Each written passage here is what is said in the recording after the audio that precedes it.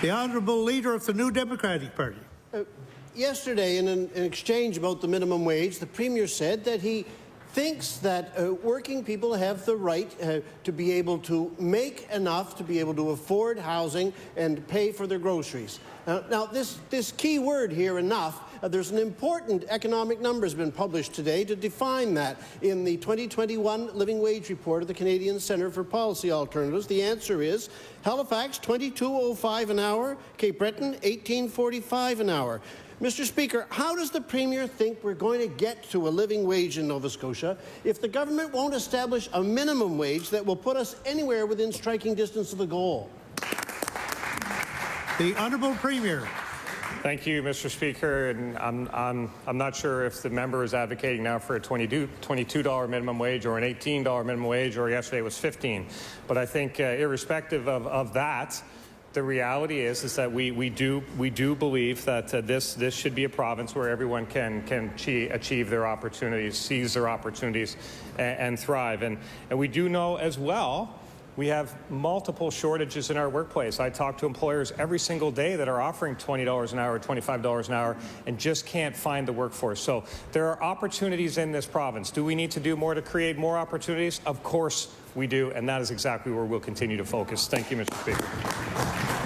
The Honourable Leader of the New Democratic Party on his first supplementary. The Living Wage Report published today that I'm speaking of draws heavily on the work of economist David McDonald on this very question, labour shortages in the low-wage sector. And the thing that Dr. McDonald indicates is that it's not so much a matter of a simply shortage of workers. It's a shortage of workers who are interested in working for the wages that are on offer.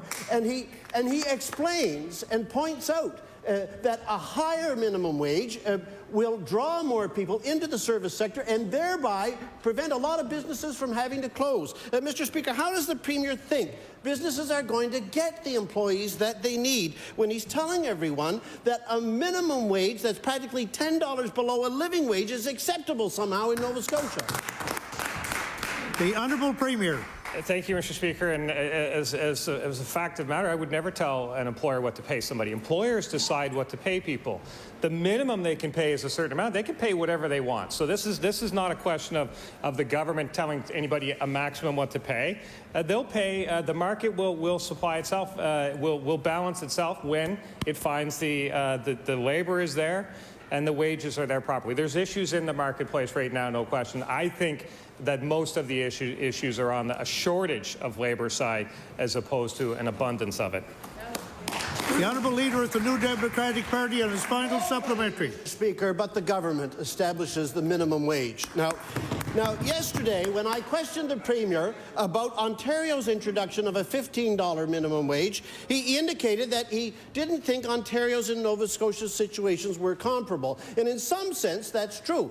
Statistics Canada has said recently that this fall, the inflation rate in Halifax is actually a full point worse than it is in Toronto. But, Mr. Speaker, will the Premier explain why he thinks that a person who's working for, say, Walmart in Amherst or in Antigonish doesn't deserve the same wage as a person who's working for Walmart in Sudbury or Sarnia? The Honourable Premier. Because the cost of living, the living situations are different. I mean, that's just pure market economics. Maybe the members don't think it is. But I'd actually return the question with a question. Why does the member think that the most an employer can pay is the minimum wage? It's actually not. It's the actual minimum they can pay. If the market wants to pay more, they can pay more. That's the simple mathematics of it.